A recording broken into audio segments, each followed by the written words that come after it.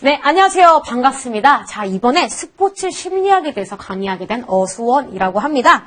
자, 여러분, 스포츠 심리학 많은 분들이 이 과목을 채택을 하실 거예요. 근데요, 좋은 소식이 있고 안 좋은 소식이 있어요.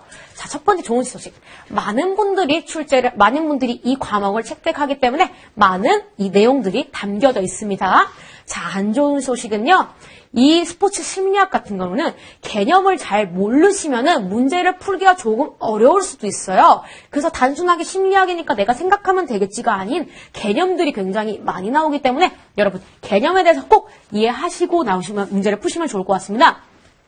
이 책에도 굉장히 잘 나와 있지만 조금 더 설명하면 좋을 것들을 제가 다 적어서 말씀을 드릴 때이기 때문에 꼭 필기 정확하게 하시고 문제를 풀으셨으면 좋겠습니다. 자, 이 스포츠 심리학 같은 경우는요, 총 6개의 과로 이루어져 있습니다. 첫 번째는요, 스포츠 심리학의 궤관에 대해서 배울 거거든요. 자, 한 4%의 비율로 문제가 출제가 되고 있어요. 이때는 스포츠 심리학의 정의 및 역사 그리고 역할에 대해서 한번 배워볼 거고요. 두 번째는 인간 운동의 행동의 이해에 대해서 그러는데 이것은 37% 정도로 꽤 많은 비중으로 나오기 때문에 꼭 정확하게 이해하시고 푸실게요. 운동 재화, 운동 학습, 운동 발달에 대해서 한번 배워볼 겁니다. 자, 세 번째, 가장 많은 비중으로 나오고 있는 것, 바로 스포츠 수행의 심리적 요인에 대해서 한번 배워볼 건데요. 굉장히 많은 요인들이 있어요. 첫 번째, 성격, 정서와 시합 불안. 세 번째, 동기, 목표 설정, 자신감, 심상, 그리고 주의 집중, 루틴과 같은 것을 한번 배워보도록 하겠습니다. 네 번째는요, 스포츠 수행의 사회 심리학적 요인이 있는데요. 집단 응습력이 무엇인지, 리더십이 무엇인지, 사회적 촉진, 그리고 사회성 발달에 대해서 한번 배워볼게요. 자, 마지막 다섯 번째 운동 심리학은요, 운동을 하게 되면 어떠한 심리적 효과가 있는지 운동 심리 이론과 운동 실천 중재 전략, 그리고 마지막 6과 스포츠 심리 상담은요, 스포츠 심리 상담의 개념이랑 스포츠 심리 할 때 어떻게 해야지 적용할 수 있는지에 대해서 문제를 한번 배워보도록 하겠습니다. 자, 2021년 같은 경우는요, 인간 운동 행동의 이해의 비중이 낮아지고요, 스포츠 수행의 심리적 요인의 비중이 높았습니다. 그래서 이번 연도 같은 경우는요, 스포츠 수행의 심리적 요인과 인간 운동 행동의 이해가 비슷한 비율로 출제가 될 것으로 예상이 되기 때문에 어느 한 과목도 잊지 마시고 꼭 배워보시길 바라겠습니다. 자, 그럼 저와 함께 1장부터 한번 들어가 보도록 할게요. 자, 스포츠 심리학의 궤관입니다. 자, 스포츠 심리학이 뭘까요? 이거에 대해서 한번 알아보려면은 어떻게 해야 될까? 스포츠와 심리학을 쪼개서 한번 알아보면 되겠죠? 자, 스포츠 심리학의 정의입니다.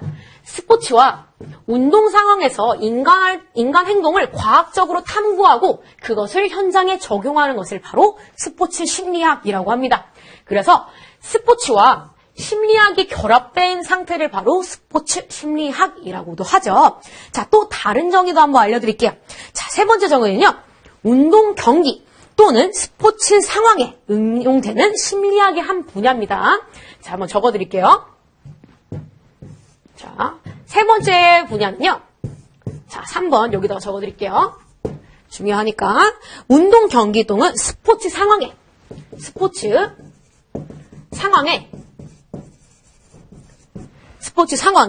응용되는 심리학의 한 분야입니다. 를 의미하고요. 자, 네 번째는요, 선수의 경기력 향상에 중점을 두는 심리학의 하위 영역입니다. 자, 뭐라고요? 선수의 경기력 향상에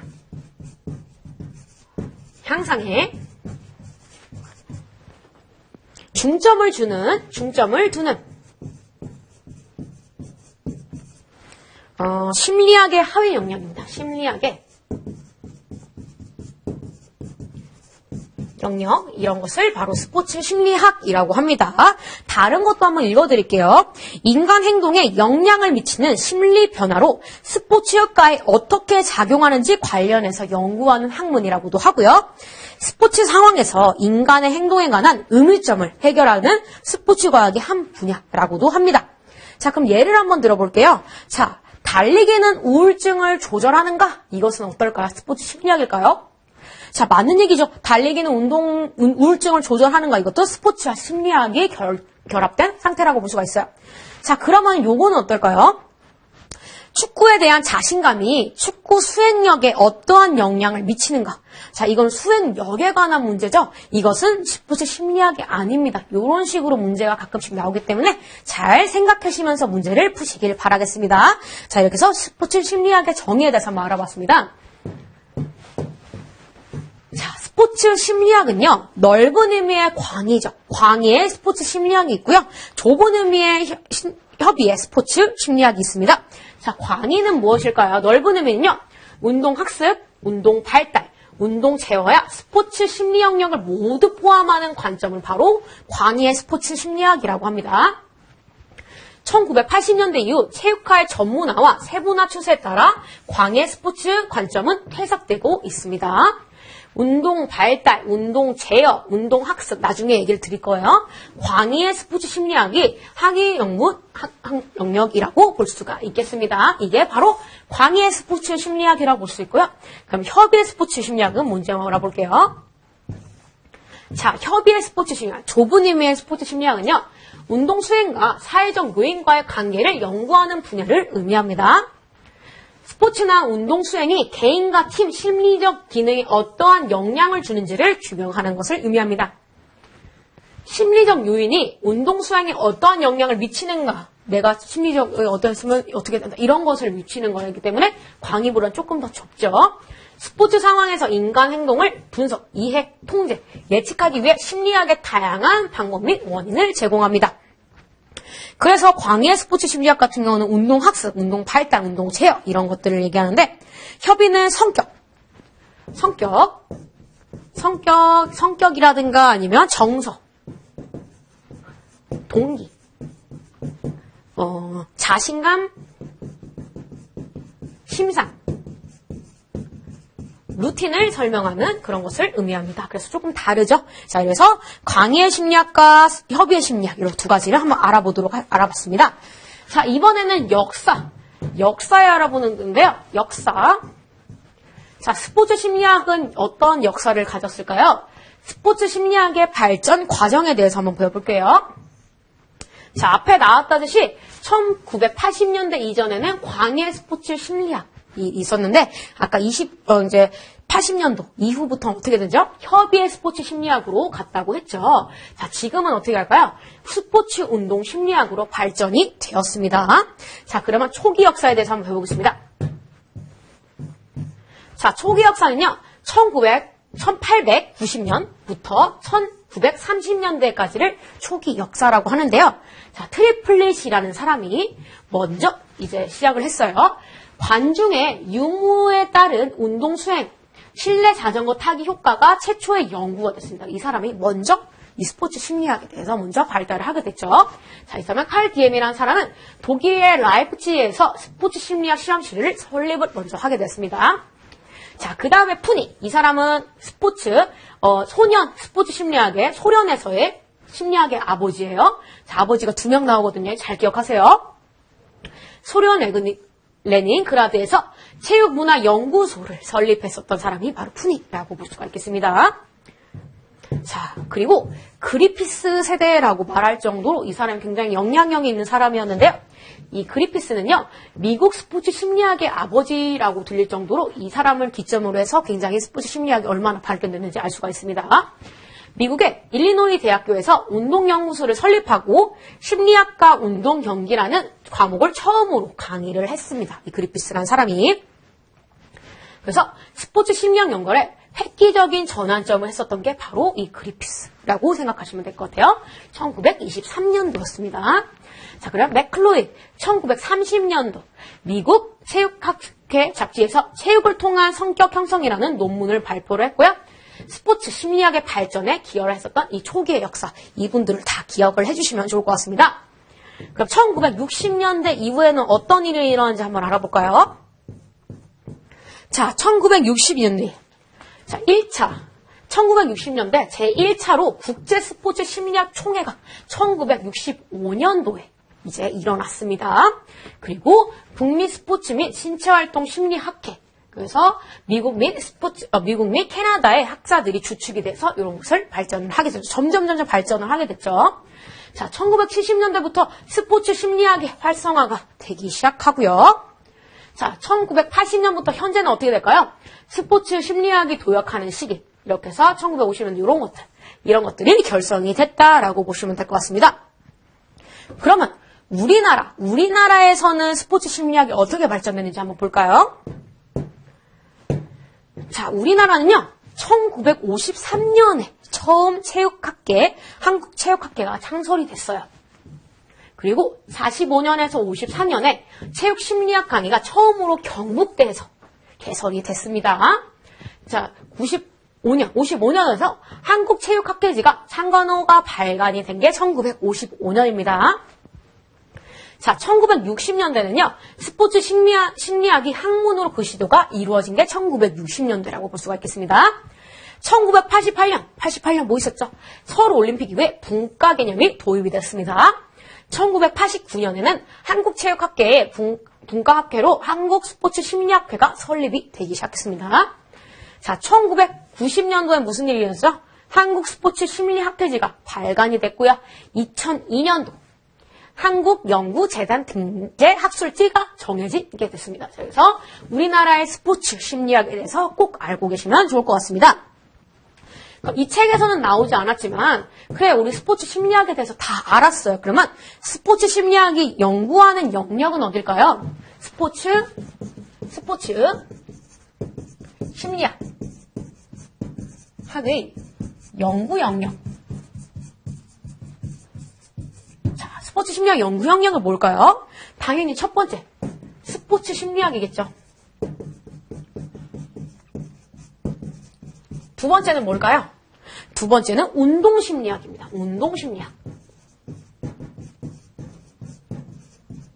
자, 세 번째는요, 운동제어. 이것도 다 배울 거예요. 네 번째는 뭘까요? 네 번째는 운동학습. 이런 것들 우리 광희의 스포츠 심리학에서 다 배웠죠. 다섯 번째는 뭘까요? 다섯 번째는 운동 발달입니다. 여섯 번째는 뭘까요? 응용 스포츠 심리학입니다.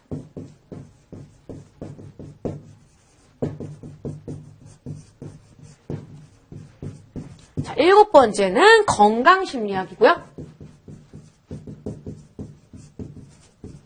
여덟 번째는 바로 건강 운동 심리학입니다.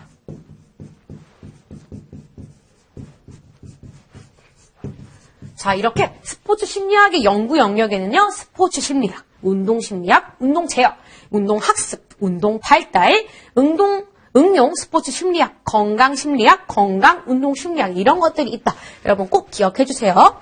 자, 그러면요, 이거에 대해서 조금 더 정확하게 한번 알아볼까요? 자, 그러면은 스포츠 심리학의 영역과 역할에 대해서 한번 배워볼게요. 자, 우리 아까 계속 나왔던 단어죠? 운동 제어. 모토 컨트롤이라고 합니다. 자, 운동 제어란 무엇을 의미할까요? 운동 제어란요, 인간이 운동이 생성되는 기전과 운동의 원리를 규명하는 학문입니다. 이거는 꼭 적어주세요. 인간의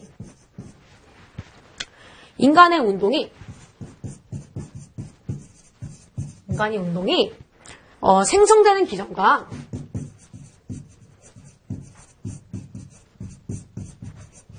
우리가 어떻게 움직이는 그런 기전과 운동의 원리를 규명하는 것을 바로 운동 제어라고 합니다. 그래서 영역은요, 정보 처리 이론, 운동 제어 이론, 운동의 법칙, 반사와 운동, 협응 구조로 볼 수 있고요. 역할은요, 아까 읽었던 것처럼 인간의 동작이나 운동을 어떻게 만들고 조절할 수 있는가에 대한 대안과 원인을 하는 역할을 하고요.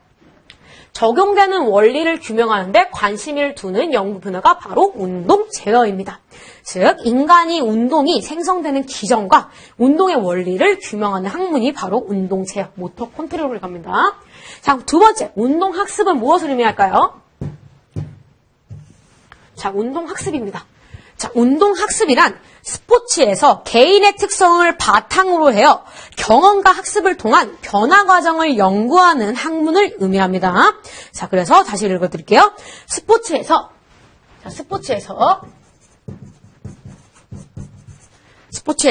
개인의 특성을 바탕으로 하여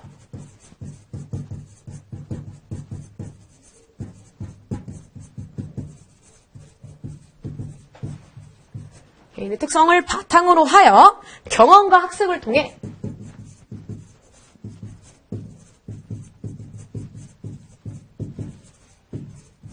변화 과정을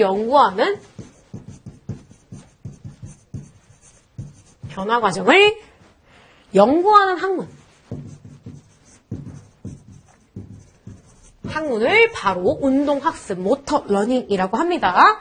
자, 영역에는요, 운동 행동 모형, 운동 학습 과정, 운동 기억, 송환, 전이, 연습의 법칙 등을 이해하고요. 역할로는 운동 기술의 습득에 관한 원리를, 내가 어떻게 습득을 했는지에 대해서 원리를 규명하는 연구 분야를 바로 운동학습이라고 합니다. 다음은 운동 발달에 대해서 한번 배워볼게요. 자, 운동 발달이는 뭘까요? 자, 운동 기능 발달과 유전적 요소와의 관계 및 효과를 연구하는 학문입니다. 다시 읽을게요. 운동 기술, 운동 기능 발달과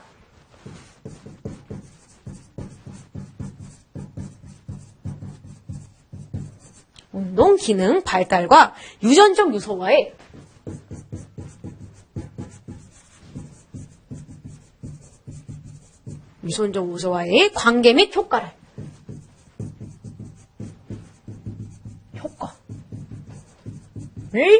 연구하는 학문입니다.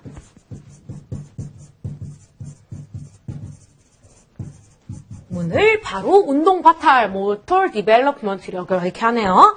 자, 영역은 무엇일까요? 유전과 경험, 발달의 원리, 운동 기능의 발달, 학습 및 수행, 적전 역량, 노령화 이런 것들 할 수 있고요. 역할은요, 인간 생애에 걸쳐 운동 기능이 어떻게 분화되고 다시 종합화되어 발달, 변화하는가를 분석하는 것이 바로 운동 발달입니다. 총 운동 기능의 최적 학습기, 최적 수행기, 쇠퇴기 등을 결정하는 자료를 제공하는 데 중요한 역할을 하죠. 자, 마지막 운동 심리학은 뭘까요? 운동 심리학. 자, 운동 심리학이란요. 스포츠 활동에 참여하기 위한 방법과 운동이 심리, 사회에 미치는 영향을 알아보는 겁니다. 스포츠 활동이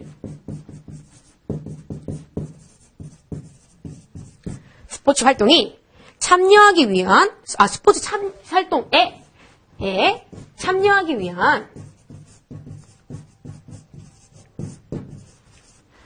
스포츠 활동에 참여하기 위한 방법과 또 운동이 심리, 사회에 미치는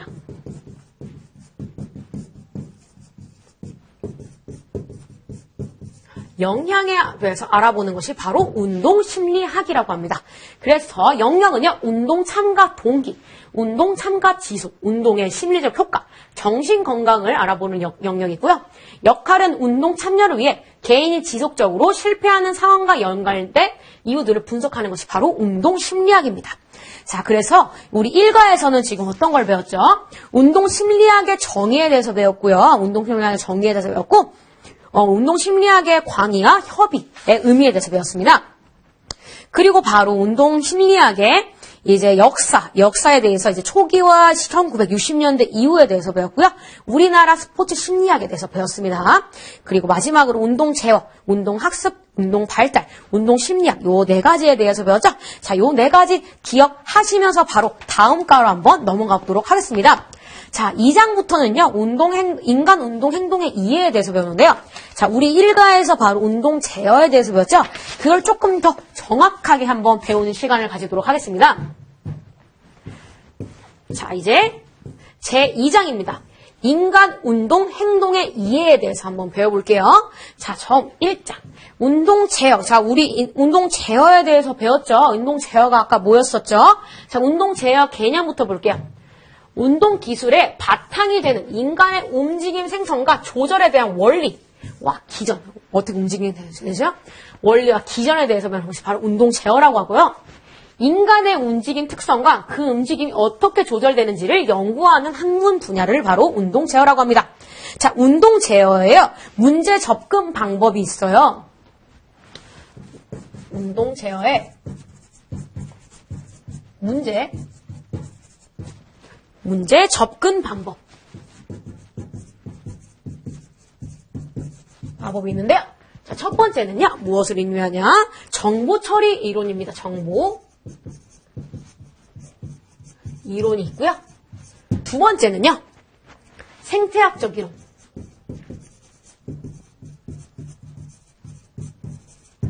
세 번째는요. 일반화된 운동 프로그램.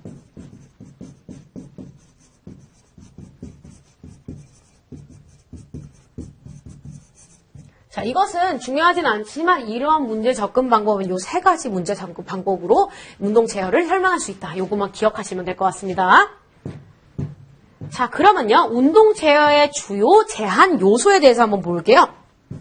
자, 개인, 환경, 과제 요 세 가지로 나누어서 설명을 할 수가 있겠는데요.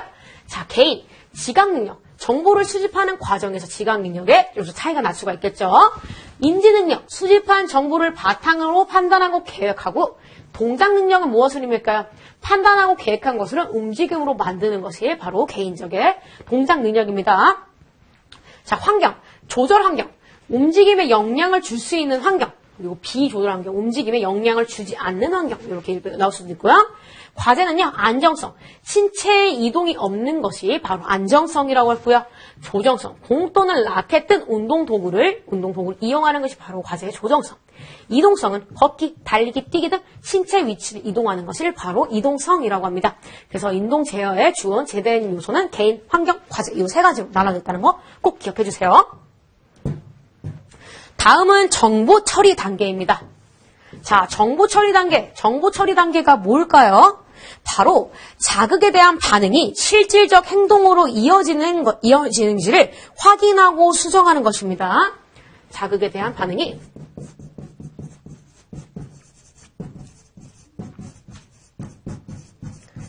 대한 반응이 실질적인 행동으로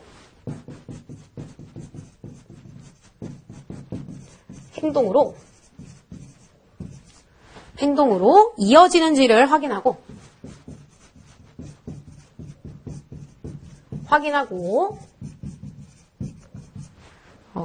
수정하는 과정. 이것을 바로 정보 처리 단계라고 생각하시면 될 것 같아요. 자, 정보 처리 단계는요, 이 세 가지로 나누어서 하는데 한번 알아보겠습니다. 자, 처음에 정보를 처리하기 위해서는 뭘 와야 되죠? 먼저 자극이 와야 되죠. 자극 확인 단계입니다. 감각, 지각 단계라고도 말을 합니다. 환경으로부터 정보 자극을 받아들입니다. 그래서 받아들인 자극에서 정보를 분석하는 그런 역할을 하고요.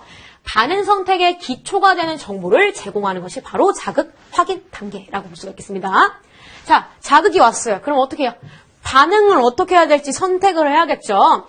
감각, 지각 단계에서 자극의 확인이 끝난 후 어떤 반응을 할 것인가를 결정하는 단계입니다. 의사결정과 실질적으로 직접적인 관련이 있습니다. 자, 그리고 마지막은 뭘까요? 반응, 계획 단계입니다. 이제 행동을 하게 됐죠. 선택된 정보를 가지고 알맞은 동작이 수행되도록 준비하는 것이 바로 반응, 계획 단계입니다. 그래서 정보 처리 단계는 첫 번째 자극 확인 단계, 그리고 반응 선택 단계, 마지막 반응 계획 단계, 요 세 가지로 기억한다는 거 꼭 기억하시고 문제를 푸시면 좋을 것 같습니다. 자, 이제 다음 기억 체계 및 운동 제어 체계에 대해서 한번 알아볼게요. 자, 기억 체계, 우리가 기억을 하는 것을 한번 알아볼 건데요. 자, 운동학습과 기억에 대해서 한번 알아볼게요. 자, 운동학습의 기억에서는요, 첫 번째 감각 기억이 있고요. 두 번째 단기 기억이 있고요. 장기 기억이 있는데요. 요 감각 기억, 단기 기억, 장기 기억은요. 이 영역에 따라서 이 특징에 대해서 문제가 가끔씩 나오는 경우가 있어요. 그래서 감각 기억은 무엇인지, 단기 기억은 무엇인지, 장기 기억은 무엇인지에 대해서 꼭 알아보시면 좋을 것 같습니다. 자, 운동학습과 기억. 즉, 이 뜻은 기억 및 보관하고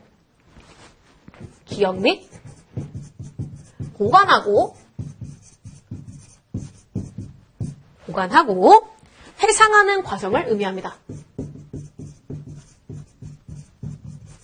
자, 그러면 감각기억의 특성은 어떨까요?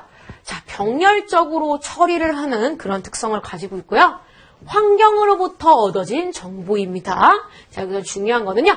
정보의 수용량에 제한이 없어요. 다 기억을 할 수 있지만 정보가 단기 기억으로 바뀌지 않으면 꼭 사라져요. 까먹어버리죠. 감각기억이란 거 할 수가 있겠습니다.